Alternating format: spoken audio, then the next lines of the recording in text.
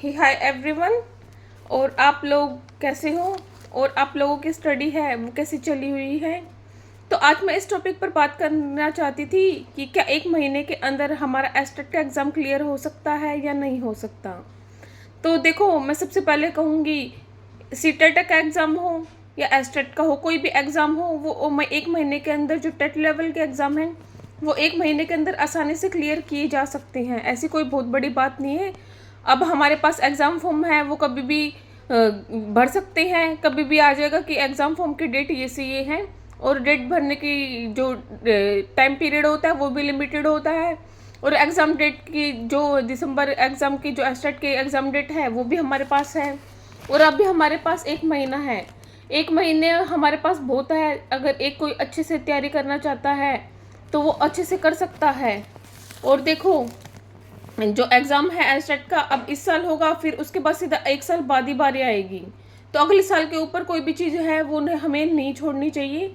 अभी एक बारी में करो और लाइफ टाइम के लिए वैलिड हो जाएगी तो वैसे भी। तो इसीलिए बार बार में हम ये टेट ही क्लियर करते रह जाएंगे और पता चले इस साल हमने एस्टेट का एग्ज़ाम दिया नहीं और वैकेंसी आएगी, गवर्नमेंट ने भी अनाउंसमेंट कर दी है, और फिर पता चले इन फ्यूचर में फिर वो 3-4 साल बाद वैकेंसी है तो फिर फ़ायदा नहीं है। इसीलिए अभी टाइम है, एक महीने का टाइम है। और हमारे पास अब लिमिटेड टाइम हो गया है क्योंकि इन बिटवीन वेडिंग भी आने वाली है बहुत सारी, और वेडिंग सेशन भी है होंगे, और अभी दिवाली भी आएगी। तो हमारे फेस्टिवल टाइम में थोड़ा सा टाइम ऐसे निकल जाएगा। फेस्टिवल भी ज़रूरी है और अपने स्टडी भी ज़रूरी है।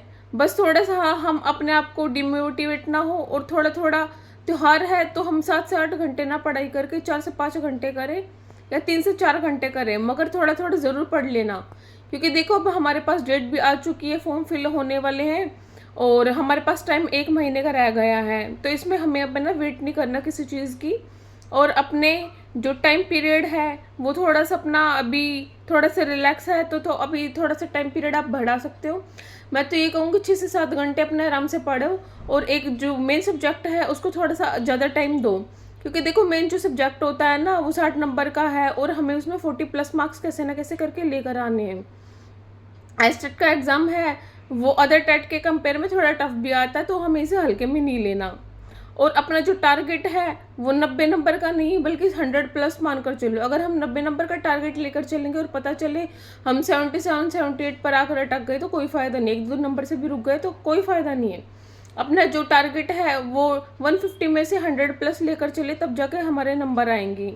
और हफ्ते के अंदर एक जो प्रीवियस ईयर क्वेश्चन पेपर और मॉक टेस्ट ज़रूर लगाएं मार्क्स इम्प्रूवमेंट के लिए। इससे हमें पता चलेगा कि कैसे पेपर आते कैसे नहीं आते, और टाइम मैनेजमेंट भी हमारे अच्छे से होगी। ठीक है। जो पीजीटी लेवल पर जो तैयारी कर रहे हैं वो 12th की तक की बुकें और प्लस ग्रेजुएशन को जरूर करें, क्योंकि इसका जो लेवल है वो थोड़ा सा अच्छा लेवल का आता है। तो इसलिए ज़्यादा से ज़्यादा प्रैक्टिस करें। और देखो, सबसे मेन बात इम्पोर्टेंट ये है कि इसके एस्टेट के बाद है वो हमारी वैकेंसी भी आनी है। अगर हमने एस्टेट ही क्लियर नहीं किया तो हमारा कोई फ़ायदा नहीं है टेट क्लियर कर। अगर हमें जो डाइट और जेबीटी और बीएड वगैरह करी, अगर हमने एस्टेट ही क्लियर नहीं किया और फिर अगले साल के ऊपर बात आएगी, पता चले फिर उसके बाद वैकेंसी आए कब आएगी कोई कुछ नहीं कह सकता जब तक नहीं आएगी। तो इसीलिए हमें जो अभी जो एक महीने का टाइम है ये हमारे पास गोल्डन अपॉर्चुनिटी है। तो इस चीज़ का पूरा से पूरा फ़ायदा उठाएं और ज़्यादा से ज़्यादा पढ़ें और रिवीजन करें।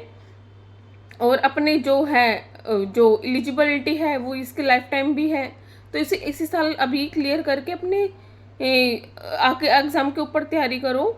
और इससे हमारे जो एस्टेट से हमारे सीईटी में भी बहुत फ़ायदा होगा, क्योंकि ऑलमोस्ट दोनों का एक जैसा ही सिलेबस है। और फिर हमें आगे जो वैकेंसी हम उसमें भी अप्लाई कर पाएंगे। और अपना जो रेगुलर है जो पढ़ाई कर रहे हैं उनके लिए तो बहुत अच्छी अपॉर्चुनिटी है।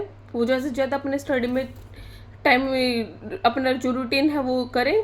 तो एक महीने के अंदर देखो एस्टेट क्लियर किया जा सकता है। बस थोड़े से रेगुलरिटी, सिंसियरिटी और अपने जो कॉन्सेप्ट है उसको क्लियर करके चलने की ज़रूरत है।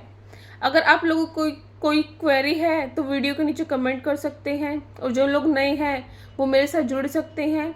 और आप लोग जो नए आए हैं वो मेरे चैनल को लाइक शेयर एंड सब्सक्राइब कीजिएगा, और ज़्यादा से ज़्यादा ये वीडियो है ये लोगों को पहुंचाओ। Thank you so much and bye.